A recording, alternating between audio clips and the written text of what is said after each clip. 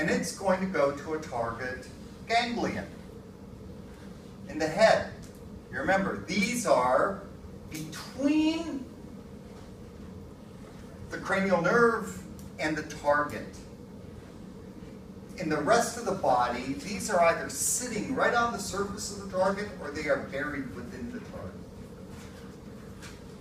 We have the synapse, the postsynaptic, or the postganglionic axon in the parasympathetic tends to be short. Because since it's in the target, it doesn't have to be long. But you'll notice here, they're both blue. They're both blue because they're both using acetylcholine. So that figure in your text is really packed with good information. Now, I want to go, I've brought in some more slides from a different textbook, just because they're good. The differences between the sympathetic and parasympathetic systems. You can really summarize this nicely.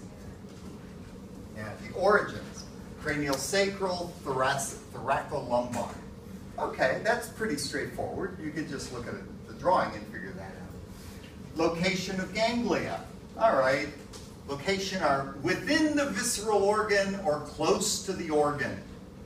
Over here, centimeters away, one way or another. Relative length of pre and post. Long preganglionic, short post. Short preganglionic, long post. So they're very different in that respect. Ramming, none, gray and white.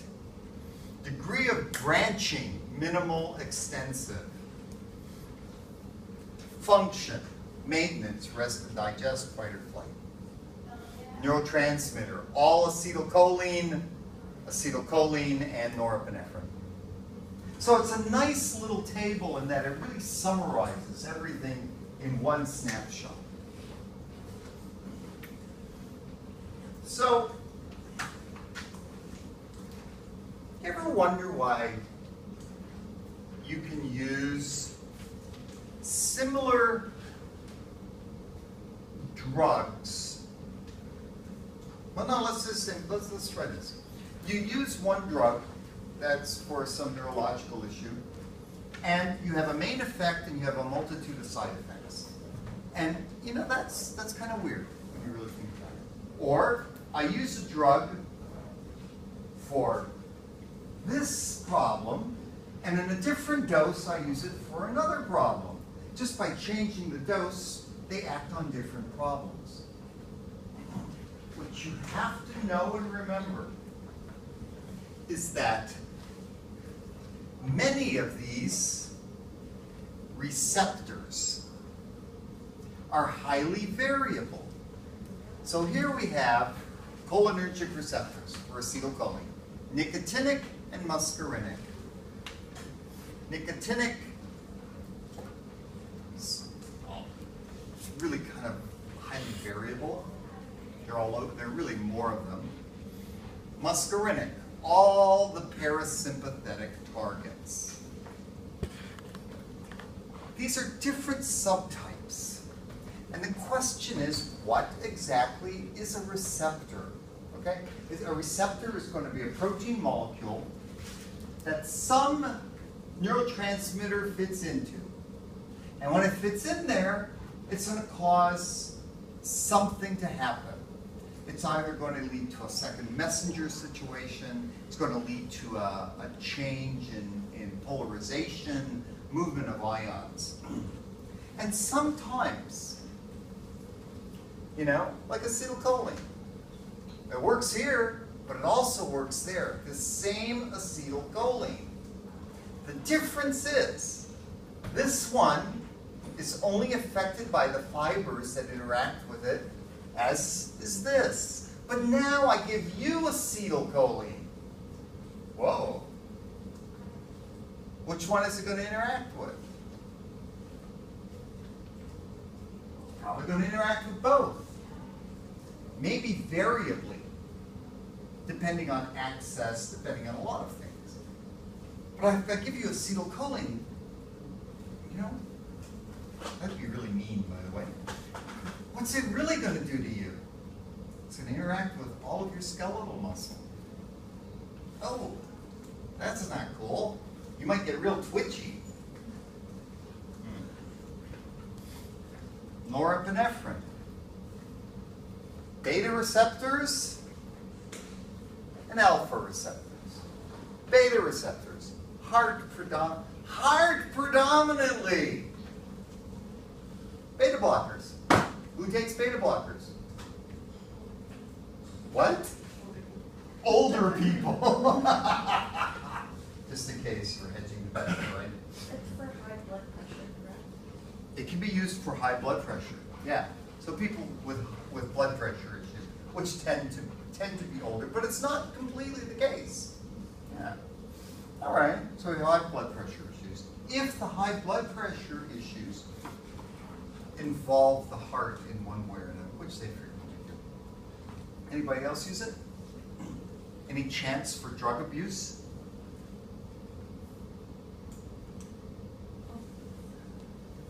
Which Olympic athletes will take beta blockers? Which military personnel will take beta blockers? Oh, you're disappointing me. You should know one of those. So the Olympic athletes, where they'll use beta blockers, sharpshooters, the target shooters. Why? Lowers the blood. It lowers the blood pressure and heart rate. So what? The heartbeat doesn't cause fluctuation in the site, and the heartbeat, you can pull the trigger between heartbeats. Whoa, it's illegal. What military personnel? Snipers. Every time you hear about a sniper that's actually a good sniper, by good I mean accurate, they're using beta blockers. Yeah. These guys that can hit something in a mile, if they're not using beta blockers, they can't do it. It's impossible. It's very close to impossible. So we have these different classes of receptors. And depending on how a target drug is given to you, it will interact with one type or another. The beta blocker is only going to interact with a subtype of the beta receptor. An alpha blocker, if you were to take one, would interact with the alpha receptors. There are drugs that are very specific to one type of receptor. We get into things like serotonin and dopamine.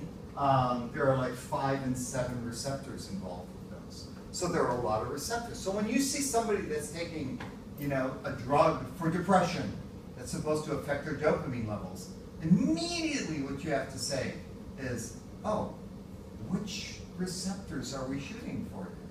Because you have these receptor types in different parts of your brain for different outcomes.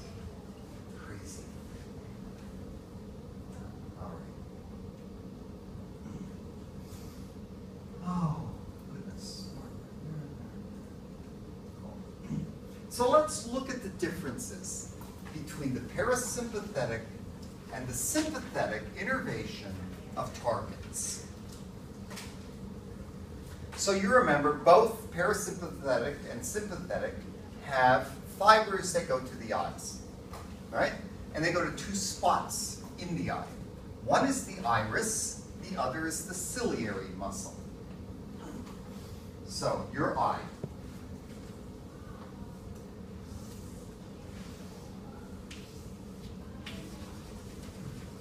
There we go, okay? This is the iris. This is the pupil. But now let's cut it open in a different view.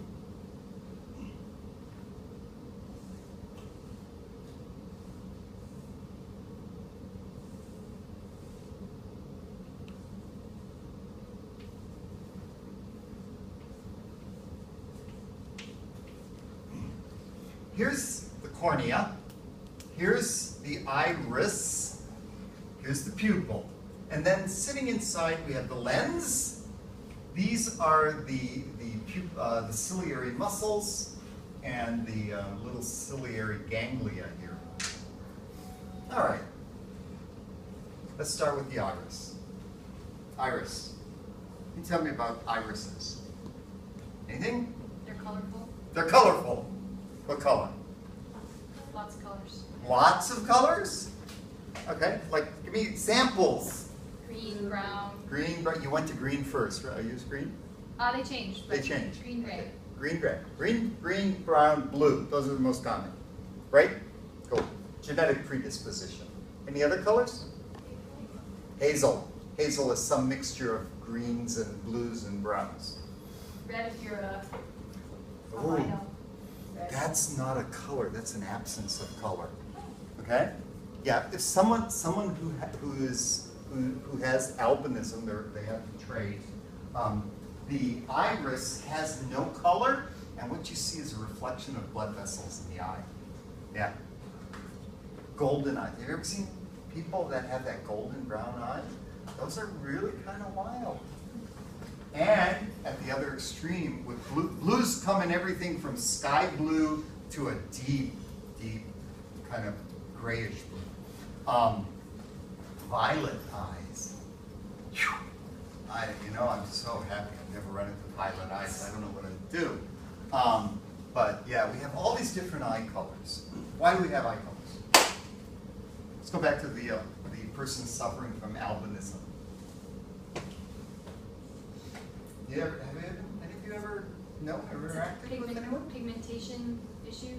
Pigmentation, right. But so let's forget that. You've got a friend who has albinism. Do they spend a lot of time outside on bright sunny days? Why? Because what? Can affect their eyes and their skin. They cannot filter out any light. Okay. People whose ancestors come from the far northern hemisphere have blue eyes. Scandinavia, northern Scandinavia, blue eyes dominate. You go across northern Russia and Siberia, blue eyes dominate. You go to the native people of northern Japan, blue eyes. Dang. Yeah. You go down to the equator, brown eyes. It doesn't matter where your ancestors came from along the equator, brown eyes. Yeah. And it had to do with letting in specific amounts of light so that you would not damage the eye, but at the same time, you would get the amount of light necessary to do all sorts of things. You need light. Okay. But now, we need, then, to open and close the pupil. Cool. As light levels change, you all know your eyes will adapt, right? And that has to do with how the pupil opens and closes. I turn the lights way up in here. I stand in front of this. What happens to my pupil? It starts to get smaller. That is a reflex you have no control over. What happens if you are in a darkened room? What happens to your pupil? It's bigger. What happens if you're on a date with somebody you're really interested in? They dilate. So you can always tell if you're with somebody and they say they're interested in you, if they really are, their pupils will dilate. Which is why romantic restaurants are always what? Dark. So that you're forced to dilate. Right? If you need to meet somebody for an important thing, do it in a brighter room. You can tell what's going on. So, this is a reflex that involves muscles in the iris. Pulls them open, it relaxes, so they'll close. So you can stimulate the pupil muscles, constricts pupils dilate. Parasympathetic constricts, gets smaller, dilate, gets bigger.